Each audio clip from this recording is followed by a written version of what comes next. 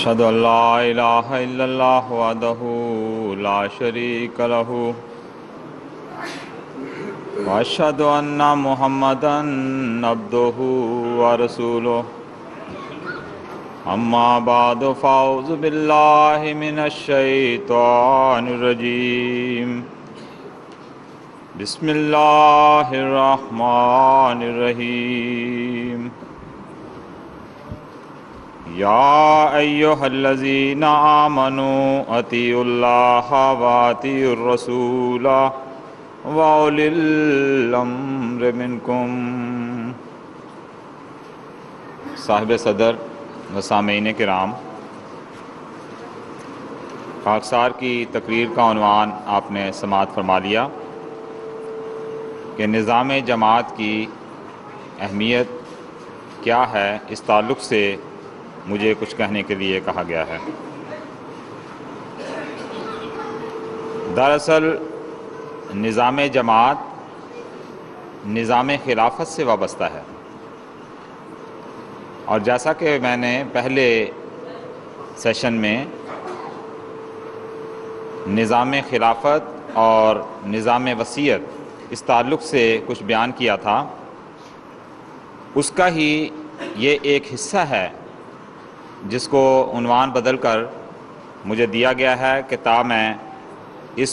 عنوان پر خاص طور پر کچھ آپ کے سامنے بیان کروں، اور اس سے مراد غالباً یہ ہے، جب صدر صاحب نے مجھے یہ عنوان دیا تو میرے ذہن میں یہ بات آئی کہ اس کی غرض یہ ہے کہ وہ جماعت، وہ نظام جو چھوٹی چھوٹی جماعتوں میں قائم ہوتا ہے، اس کی کیا اہمیت ہے، اس موضوع پر اس کو مد نظر رکھتے ہوئے میں کچھ بیان کروں۔ کیونکہ نظام جماعت کو اگر دیکھنا ہو تو نظام خلافت کے بغیر نظام جماعت کچھ ہے ہی نہیں، اور جہاں نظام جماعت کی بات آئے گی تو نظام خلافت اس سے پہلے ہے۔ خلیفہ کے بغیر تو نظام قائم ہی نہیں ہو سکتا۔ تو یہاں جو بات میرے سپرد کی گئی ہے کہ میں کچھ بیان کروں، وہ ایک چھوٹے نظام کے ساتھ تعلق رکھتی ہے، جو کہ چھوٹی چھوٹی جماعتوں میں نظام قائم ہوتے ہیں۔ وہ نظام کس طرح سے چلیں، ان نظاموں میں کہاں کہاں کمیاں واقع ہو جاتی ہیں، سکم پیدا ہو جاتے ہیں، کمزوریاں واقع ہو جاتی ہیں، تو اس عنوان کے تحت ہی میں آپ سے چند باتیں کروں گا۔ اللہ تعالیٰ نے قرآن کریم میں ایک بات بیان فرمائی ہے جو کہ سب مومنوں کو مخاطب کر کے وہ بیان کی ہے، اور اپنے اندر ایک حقیقت رکھتی ہے۔ خدا تعالیٰ قرآن کریم میں فرماتا ہے وَاعْتَصِمُوا بِحَبْلِ اللَّهِ جَمِيعًا وَلَا تَفَرَّقُوا، کیا لوگو تم اللہ کی رسی سے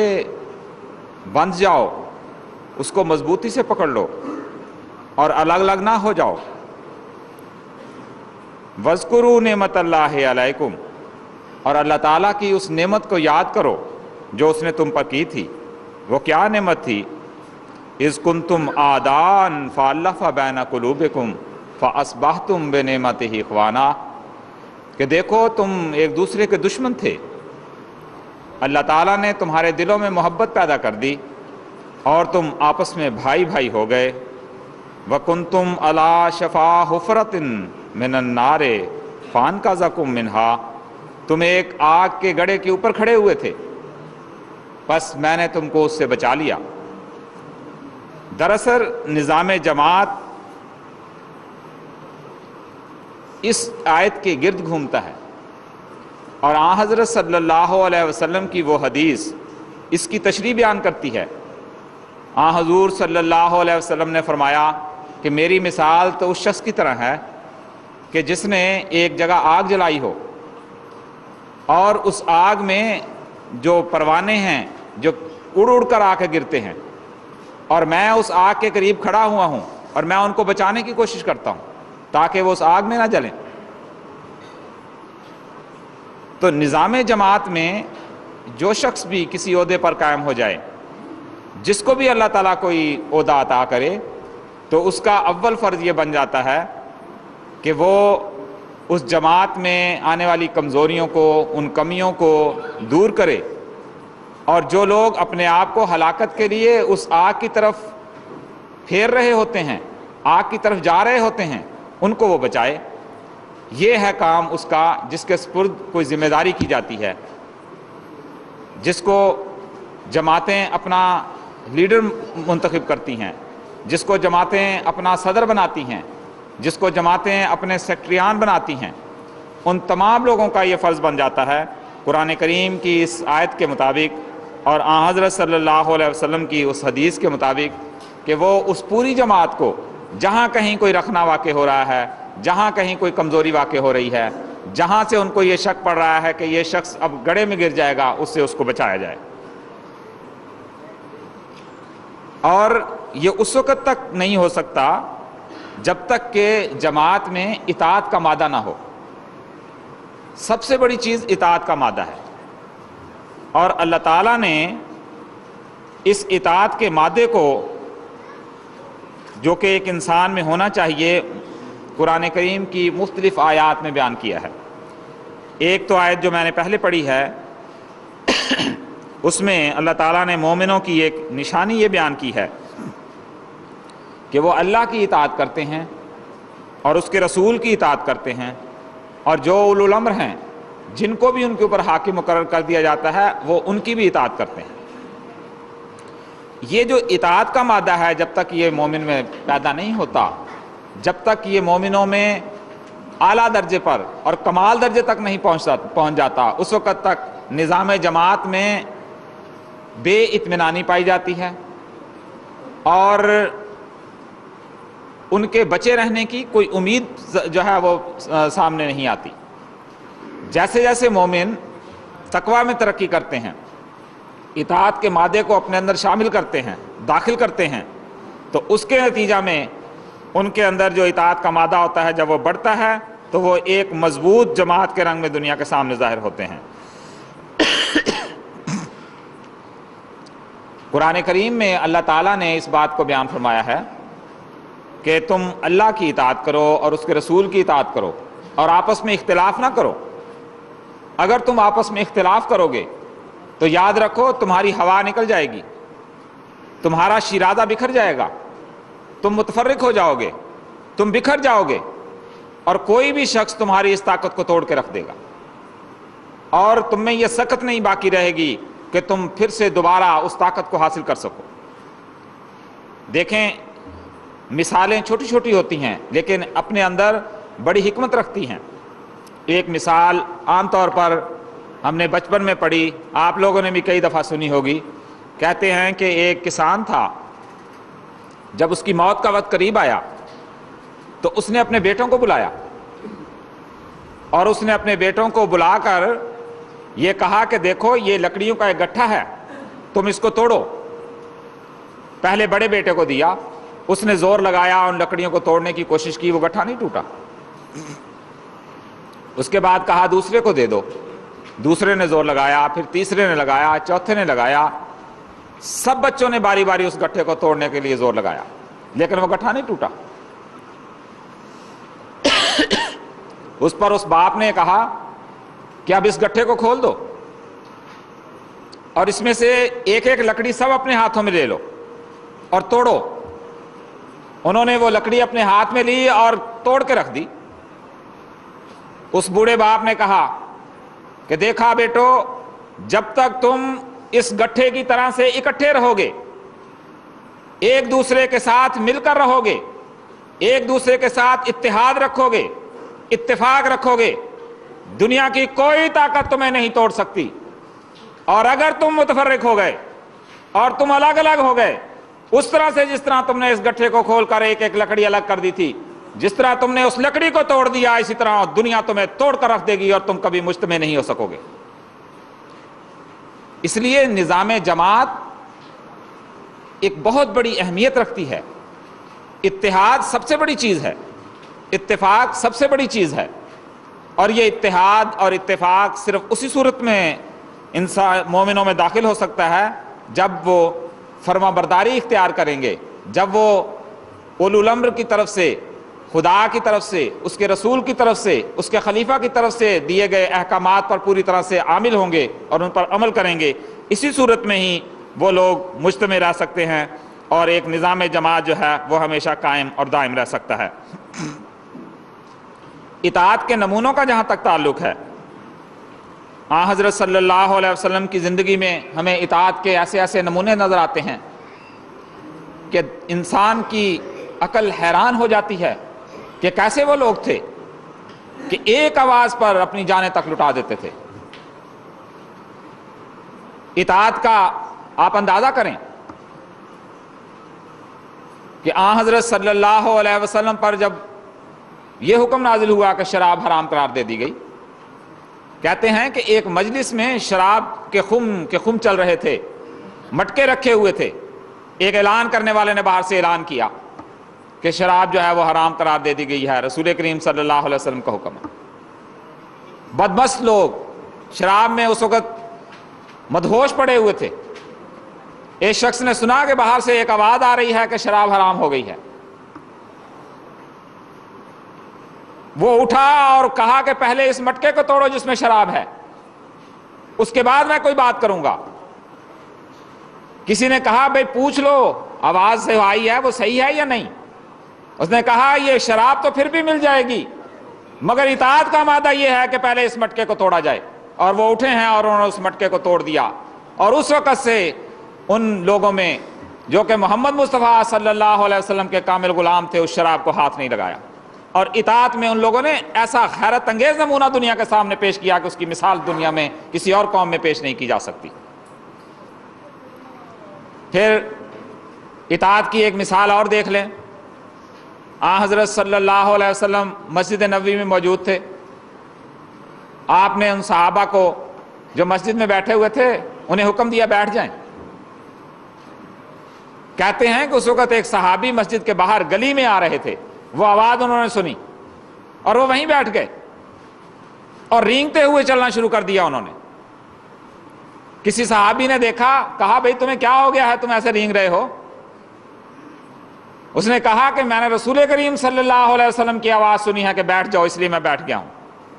اس نے کہا کہ دیکھو مسجد کے اندر جو لوگ ہیں آپ نے ان کو کہا ہوگا کہ بیٹھ جاؤ۔ وہ صحابی کہتے ہیں کہ نہیں، یہ آواز میرے کان تک پہنچی ہے، یہ مجھے حکم ہے کہ بیٹھ جاؤ، یہ آواز جہاں جہاں پہنچے گی اور جس کان میں پڑے گی اس کے لیے یہ حکم ہے کہ وہ بیٹھ جائے، اس لیے میں بیٹھ گیا ہوں۔ یہ ہے وہ اطاعت جو حضرت محمد مصطفیٰ صلی اللہ علیہ وسلم نے اپنے غلاموں میں داخل کی تھی۔ آج اللہ تعالیٰ نے آپ لوگوں کو محمد مصطفیٰ صلی اللہ علیہ وسلم کی غلامی میں داخل کیا ہے۔ آج آپ لوگ اس مسیح موعود کی طرف منسوب ہوتے ہیں جس نے محمد مصطفیٰ صلی اللہ علیہ وسلم کا واسطہ دے کر تم کو ایک جماعت میں داخل کیا ہے۔ اگر آپ ان صحابہ کے نمونوں پر عمل نہیں کریں گے تو کون سی قوم ہوگی جو ان نمونوں پر عمل کرے گی؟ حضرت مسیح موعود علیہ الصلوۃ والسلام کی زندگی میں بھی ایسے نمونے ہمیں دیکھنے میں ملتے ہیں۔ میں اس کی بھی چند مثالیں آپ کے سامنے رکھتا ہوں۔ حضرت مسیح موعود علیہ الصلوۃ والسلام ایک مرتبہ دہلی میں تھے اور آپ نے قادیان میں حضرت حکیم مولوی نور الدین صاحب بھیروی رضی اللہ تعالیٰ عنہ کو ایک تار بھیجا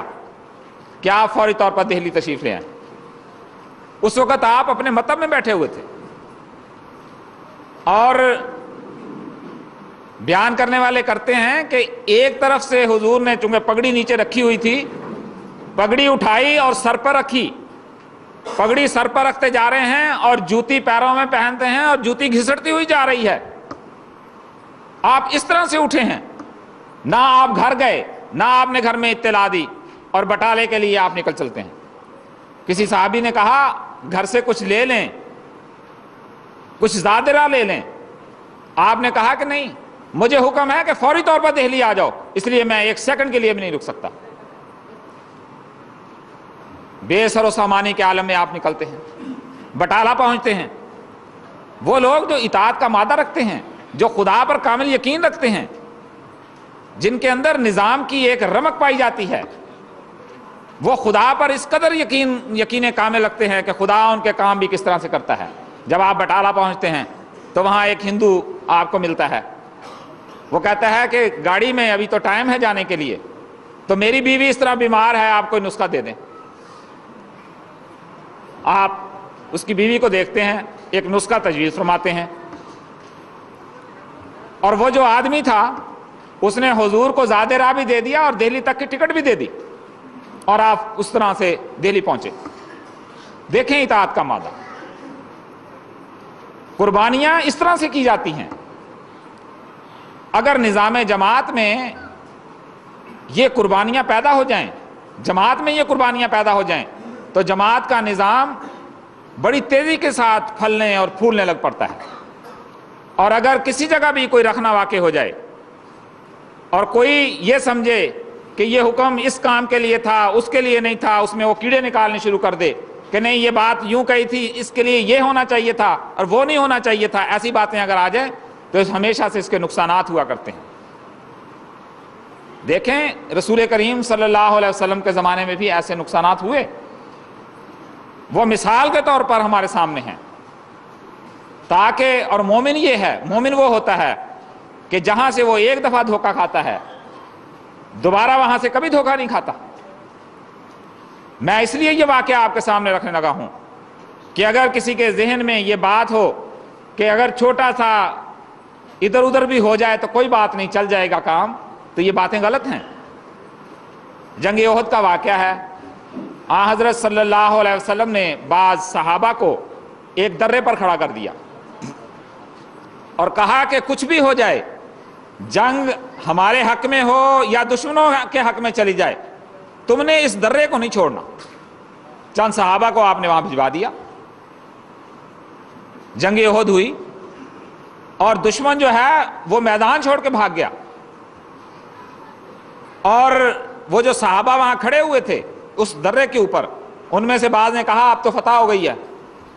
تو آن حضرت صلی اللہ علیہ وسلم کا تو حکم تھا کہ ٹھیک ہے فتح ہونے تک یہاں رہیں، اب تو بعض لوگ مال غنیمت جمع کر رہے ہیں، ہم بھی چلتے ہیں۔ کچھ صحابہ نے کہا نہیں، ہمیں حکم ہے کہ ہم اس درے کو نہیں چھوڑیں گے خواہ کچھ ہو جائے۔ اور ہوا کیا، کچھ لوگ تو اس درے کو چھوڑ کے چلے گئے جن میں اطاعت کا مادہ نہیں تھا، جن میں کمزوری واقع تھی، اور وہ صحابہ جن میں ایمان تھا، جو محمد مصطفیٰ صلی اللہ علیہ وسلم کی بات پر سے ایک رتی بھر بھی ادھر ادھر ہونے کو تیار نہیں تھے، وہ اس درے پر کھڑے رہے۔ ابو سفیان وہاں سے جا رہا تھا اور اس نے دیکھا درہ خالی ہے، چند لوگ ہیں، پیچھے سے اس نے پھر حملہ کر دیا، اور وہ فتح جو مسلمانوں کو ہو چکی تھی وہ فتح واپس شکست میں تبدیل ہوتی ہوئی دکھائی دیتی ہے، اور کئی صحابہ اس میں شہید ہوئے۔ حضرت محمد مصطفیٰ صلی اللہ علیہ وسلم کو گردن پہنچی، آپ کے دندان شہید ہو گئے، آپ بے ہوش ہو گئے، آپ کو ایک کھود جو ہے وہ آپ کے سر میں جو ہے وہ چبھ گئی۔ کتنا بڑا نقصان ہوا،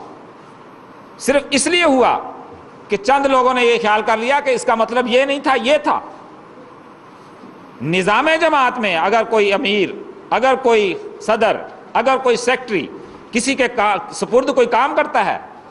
تو اس کو یہ قطعاً حق نہیں بنتا کہ وہ اس میں یہ کمزوریاں تلاش کرے کہ نہیں اس کی حد یہاں ختم ہو جاتی ہے، اس کی حد وہاں ختم ہو جاتی ہے۔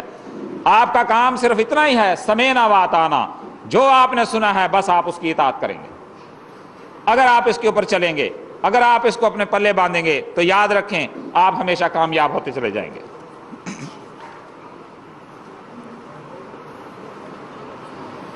دیکھیں اگر اس نظام کو خدا تعالیٰ کی قدرت میں اگر ہم تلاش کریں تو ہمیں وہاں بھی یہ ایک ایسا مربوط بندھا ہوا نظام دکھائی دیتا ہے۔ اللہ تعالیٰ قرآن کریم میں فرماتا ہے وَسَخَّرَ لَكُمُ اللَّيْلَ وَالنَّهَارَ وَالشَّمْسَ وَالْقَمَرَ وَالنُّجُومُ مُسَخَّرَاتٌ بِأَمْرِهِ إِنَّ فِي ذَلِكَ لَآيَاتٍ لِقَوْمٍ يَعْقِلُونَ، کہ دیکھو ہم نے دن کو اور رات کو اور سورج کو اور چاند کو اور ستاروں کو مسخر کر دیا ہے، اور یہ خدا کے حکم سے چلتے چلے جاتے ہیں۔ یقیناً اس بات میں عقل رکھنے والی قوموں کے لیے بہت سے نشانات ہیں۔ اور اللہ تعالیٰ نے ایک جگہ قرآن کریم میں یہ بات بھی بیان فرمائی ہے کہ تم غور کرو، دیکھو کہ یہ جو اجرام فلکی ہیں کیا یہ دوڑ بھاگ کر ایک دوسرے سے آگے نکل سکتے ہیں؟ کیا یہ اپنی رفتار کو چھوڑ سکتے ہیں؟ اگر یہ چھوڑ دیں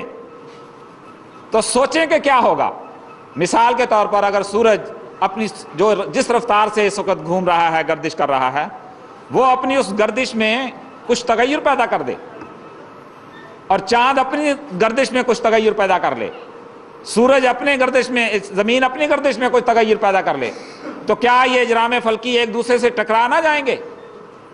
کیا یہ سارا نظام درم برم نہ ہو جائے گا؟ کوئی ایک بھی اگر ان میں سے اپنے ایک سیکنڈ کے لیے بھی اپنی رفتار میں کوئی تبدیلی کرتا ہے تو سارا دنیا کا نظام جو ہے وہ بگڑ جائے گا. بڑے سے بڑا ہو، چھوٹے سے چھوٹا ہو، سارے کے سارے اجرام فلکی جتنے بھی ہیں وہ ایک محور میں گھومتے ہیں، ایک رفتار سے گھومتے ہیں، جو ان کو حکم دیا گیا ہے اس پر وہ عمل کرتے ہیں. اگر ان میں سے کوئی ایک بھی اپنی مرضی سے ادھر سے ادھر ہو جائے تو یاد رکھیں کہ سارا نظام عالم جو ہے وہ ختم ہو سکتا ہے. بالکل یہی مثال ہے عقل مندوں کے لیے، عقل مند قوموں کے لیے، کہ خدا نے ان بڑی بڑی مثالوں کے ساتھ مومنوں کو یہ بات سمجھائی ہے کہ دیکھو اگر وہاں پر ایک ستارے کے ادھر ادھر ہو جانے سے، سورج اور چاند کی رفتار میں فرق پڑ جانے سے، جو وہ اپنی مرضی سے اگر وہ فرق ڈالتے ہیں، اگر اس نظام میں جو ہے وہ رکھنا پیدا ہو سکتا ہے اور تو بالا ہو سکتی ہے ساری زمین، سارے آسمان اور یہ ساری دنیا، تو یاد رکھو وہ نظام جو جماعتوں میں نظام قائم ہوتا ہے، اگر اس میں سے کوئی بڑا یا کوئی چھوٹا یا کوئی اس سے چھوٹا اس نظام میں سے اگر کوئی ایسی رخنہ اندازی کرتا ہے تو یاد رکھیں وہ نظام بھی اسی طرح سے ٹوٹ جایا کرتے ہیں جس طرح سے یہ بڑے بڑے نظام ٹوٹ سکتے ہیں. تو ہمارے لیے اللہ تعالیٰ نے سوچنے کے لیے یہ چیزیں بنائی ہیں. قرآن کریم کی ایک ایک آیت پر اگر ہم غور کریں گے تو ہمیں وہاں پر اس نظام کو سمجھنے کا بڑا آسان طریقہ معلوم ہو جائے گا، اور ہم سمجھ سکتے ہیں کہ یہ نظام جو جماعت میں قائم کیا جاتا ہے وہ کس طرح سے آگے بڑھ سکتا ہے اور چل سکتا ہے. پھر اللہ تعالیٰ قرآن کریم میں فرماتا ہے الم تری ان اللہ یسجد لہ من فی السماوات و من فی الارض والشمس والقمر والنجوم والجبال والشجر والدواب کثیر من الناس، کہ کیا تم لوگ یہ نہیں دیکھتے کہ یہ جو آسمان ہے اور زمین ہے اور سورج ہے اور چاند ہے اور ستارے ہیں اور پہاڑ ہیں اور یہ درخت ہیں اور یہ زمین پر رینگنے والے جو جانور ہیں اور بہت سے لوگ جو ہیں، یہ سارے کے سارے خدا کو سجدہ کر رہے ہیں. یہاں سجدہ کرنے سے کیا مراد ہے؟ یعنی خدا کے حکموں پر چل رہے ہیں، جو خدا نے ان کو حکم دیے ہیں اس کے اوپر وہ کامل ہیں. یہاں پر انسانوں کے لیے یہ بات بیان فرمائی ہے وَكَثِيرٌ مِّنَ النَّاسِ، لوگوں میں سے اکثر ہیں، سب نہیں ہیں. یہ بات اس لیے بیان کی گئی ہے کہ دیکھو اگر باقی سب چیزیں خدا کے حکم کے آگے سجدہ کر رہی ہیں، اس نظام میں بندھی ہوئی ہیں، اور بعض لوگ جو ہیں وہ بھی اس نظام میں بندھے ہوئے ہیں، تو جب تک بندے رہیں گے یہ محفوظ رہیں گے اس نظام کی طرح سے جو خدا نے قدرت کا نظام دنیا میں جاری کیا ہے. اور جہاں دنیا کی اکثر آبادی، زیادہ لوگ اس نظام سے الگ ہو جائیں گے تو یہ نظام جو ہے وہ تتر بتر ہو جائے گا اور منتشر ہو جائے گا. اور اگر ہم اس نظام سے بندے رہیں گے تو اللہ تعالیٰ نے اس میں بڑی برکتیں رکھی ہیں، اور ان برکتوں کو ہم آئے دن دیکھتے ہیں جو ہماری زندگیوں میں جاری ہوتی ہیں. اور دنیا میں ترقی کرنے کے لیے اس نظام کے ساتھ بندے رہنا بہت ضروری ہے. مجھے ایک مثال یاد آتی ہے. کہتے ہیں کہ ایک مرتبہ ایک آدمی اپنے گھر سے نکلا اپنے بیوی بچوں کے ساتھ، اور اس نے ایک جنگل میں جا کے ایک درخت کے نیچے ڈیرا لگا لیا،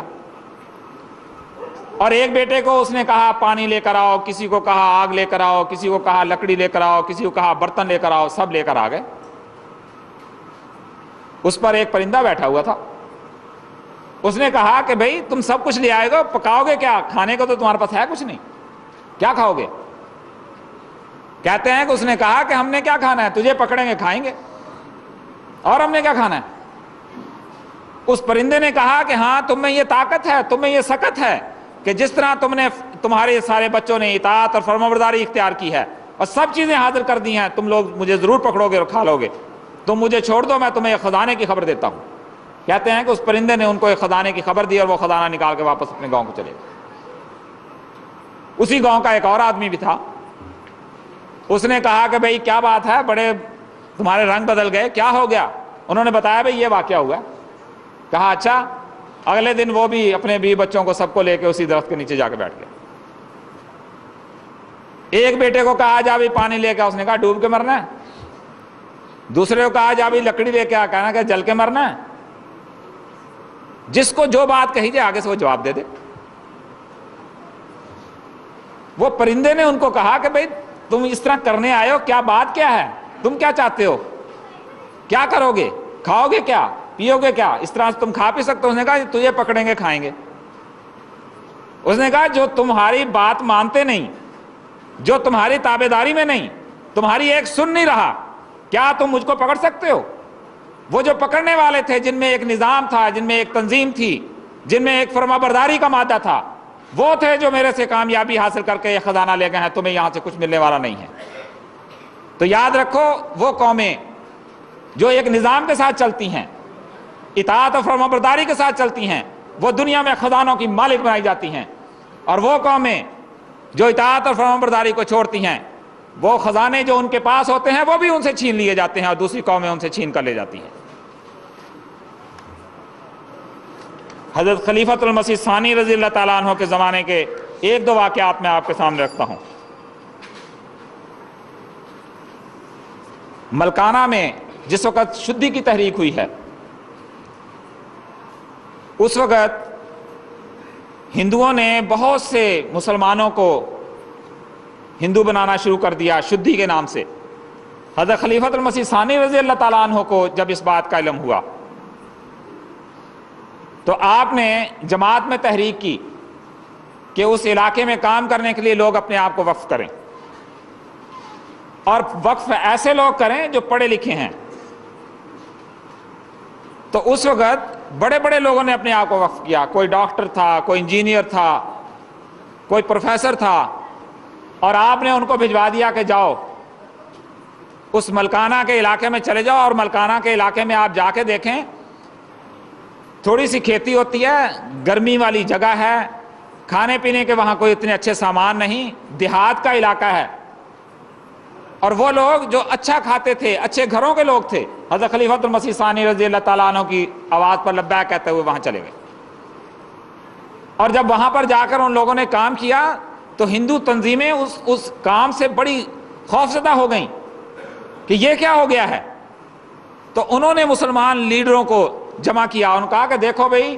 آؤ ہم ایک میٹنگ کرتے ہیں، معاہدہ کر لیتے ہیں کہ تم بھی اپنا کام بند کر دو، ہم بھی اپنا کام بند کر دیتے ہیں۔ سب تنظیموں کو بلا لیا، اور مسلمان تنظیمیں تھیں چلی گئیں، دہلی پہنچ گئیں، میٹنگ ہونے لگی۔ ہندو تنظیموں کو لیڈروں نے کہا کہ بھئی تم آئے ہو ہم سے معاہدہ کرنے کے لیے، جو تنظیم وہاں کام کر رہی ہے اس کا تو یہاں نمائندہ ہی کوئی نہیں، ہم کس سے معاہدہ کریں؟ تو وہ لوگ اس وقت بڑے سٹ پٹائے، اور حضرت خلیفۃ المسیح ثانی رضی اللہ تعالیٰ عنہ نے اس وقت یہ بات بیان فرمائی کہ تم بھی اپنا کام کرو اور ہم بھی اپنا کام کرتے ہیں۔ تو دیکھیں وہ کام جو دوسرے مسلمانوں سے نہیں ہو رہا تھا، حالانکہ وہ مسلمانوں کے وہاں پر اڈے موجود تھے، دیوبند ہے، دارالعلوم دیوبند ہے، پھر مظاہر العلوم وہاں پر ہے، باقی بھی مدرسے ہیں، بڑے بڑے مدرسے وہاں قائم ہو چکے تھے، علماء وہاں موجود تھے، مگر ان سے وہ کام نہیں ہوا۔ لیکن حضرت خلیفۃ المسیح ثانی رضی اللہ تعالیٰ نے جب نظام کے ساتھ، جماعت کے ساتھ جو لوگ منسلک تھے ان کو وہاں بھجوایا تو بڑی بڑی جو تنظیمیں تھیں وہ پریشان ہو گئی اور گھبرا گئیں، اور انہوں نے کہا ہم سے معاہدے کر لو۔ ان لوگوں نے قربانیاں کی ہیں، اور جب تک قربانی کی عادت نہیں پڑے گی، جب تک اطاعت کا مادہ نہیں پیدا ہوگا، اس وقت تک ہم لوگ دنیا میں کامیاب نہیں ہو سکتے۔ میں ایک مثال آپ کو قادیان کی دینا چاہتا ہوں، آپ میں سے بہت سے ہوں گے جن کو ان باتوں کا علم نہیں۔ آپ کو معلوم ہوگا کہ قادیان میں جب پارٹیشن ہوئی ہے تو اس وقت حضرت خلیفۃ المسیح ثانی رضی اللہ تعالیٰ عنہ نے 313 لوگوں کے وہاں ٹھہرنے کی اجازت جو ہے وہ گورنمنٹ سے لی تھی، اور وہ درویش کہلائے جو وہاں پر ٹھہرے۔ اور جب حضرت خلیفۃ المسیح ثانی رضی اللہ تعالیٰ عنہ نے اس کی تحریک فرمائی کہ مرکز کی حفاظت کے لیے قادیان لوگ پہنچیں،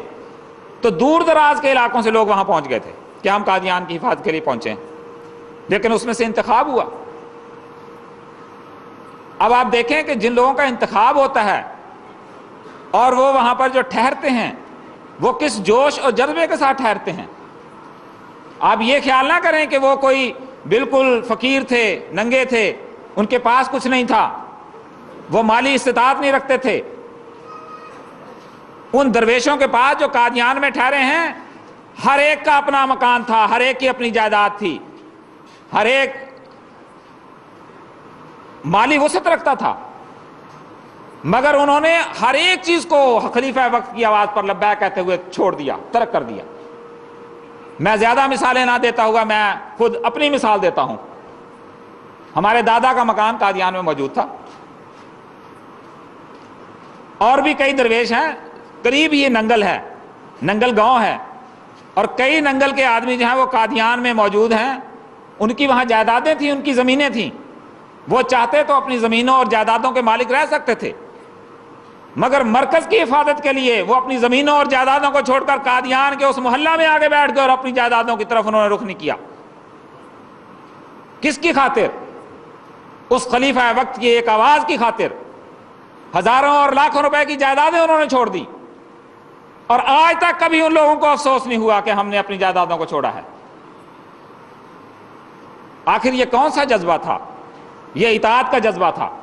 یہ وہ روح تھی جو ان میں حضرت خلیفۃ المسیح ثانی رضی اللہ تعالیٰ عنہ نے پیدا کی تھی، یہ وہ روح تھی جس کو حضرت مسیح موعود علیہ السلام پیدا کرنا چاہتے تھے، یہ وہ روح تھی جو محمد مصطفیٰ صلی اللہ علیہ وسلم کے غلاموں میں پیدا ہوئی تھی، اور بعد میں آپ نے حضرت مسیح موعود علیہ السلام کے غلاموں میں پیدا ہوتی ہوئی دیکھی۔ بس اس لحاظ سے میں آپ کو یہ بات کی طرف توجہ دلانا چاہتا ہوں کہ اگر آپ دنیا میں ترقی کرنا چاہتے ہیں، اگر آپ دنیا میں باقی لوگوں کے بالمقابل مضبوط ہونا چاہتے ہیں، تو آپ کو ہر ایک کی فرمانبرداری اختیار کرنی پڑے گی، آپ کو نظام جماعت کے ساتھ مضبوط ہونا پڑے گا، خواہ وہ نظام چھوٹا ہو یا بڑا ہو، جو بھی آپ کے اوپر حاکم مقرر کیا جائے اس کی ہر ایک بات پر لبیک کہنا یہ آپ کی ذمہ داری ہے۔ آن حضرت صلی اللہ علیہ وسلم نے فرمایا ہے، آپ فرماتے ہیں کہ تمہارے اوپر جو بھی حاکم مقرر کیا جائے، حضرت ابن عمر رضی اللہ تعالیٰ عنہ کی روایت ہے، نقل کرتے ہیں کہ آپ نے ارشاد فرمایا، سننا اور فرمانبرداری کرنا ہر ایک مسلمان مرد پر واجب ہے، خواہ اس کو پسند ہو یا ناگوار ہو، مگر جب اس کو گناہ کا حکم دے تو پھر سننا اور اس پر عمل کرنا یہ واجب نہیں ہے۔ اگر کوئی گناہ کی طرف بلاتا ہے تو بے شک آپ اس کی فرمانبرداری اختیار نہ کریں، لیکن اگر آپ کو کوئی نیکی کی طرف بلا رہا ہے تو آپ کا فرض ہے کہ آپ اس کی فرمانبرداری اختیار کریں۔ پھر حضرت صلی اللہ علیہ وسلم کی ایک حدیث ہے کہ اگر آپ کے اوپر کوئی ایک ایسا شخص بھی حاکم بنا دیا جائے جس کا سر منقے کی طرح ہو، منقہ آپ نے دیکھا ہے، سوکھی ہوئی کھجور جو ایک طرف سے چپکی ہوئی ہوتی ہے، جس کی کوئی روح ہی نہیں ہوتا، انگور تو بڑا اچھا ہوتا ہے لیکن ایسا کہ چپکا ہوا، نہ اس کی شکل نہ صورت، ایسا شخص بھی اگر آپ کے اوپر حاکم مقرر کر دیا جائے تو اس کی بھی فرمانبرداری اختیار کرنا یہ آپ لوگوں کا فرض ہے۔ تو اس لحاظ سے چونکہ مجھے پرچی دکھائی گئی ہے کہ وقت ختم ہو گیا ہے، ہمارا یہ فرض بنتا ہے کہ ہم اپنے آپ کو جماعت کے سامنے، نظام کے سامنے اس طرح سے پیش رکھیں، اس طرح سے اپنے آپ کو جماعت اور نظام کے سامنے پیش کریں کہ جو بھی ہمارے اوپر ہمیں حکم دیا جائے،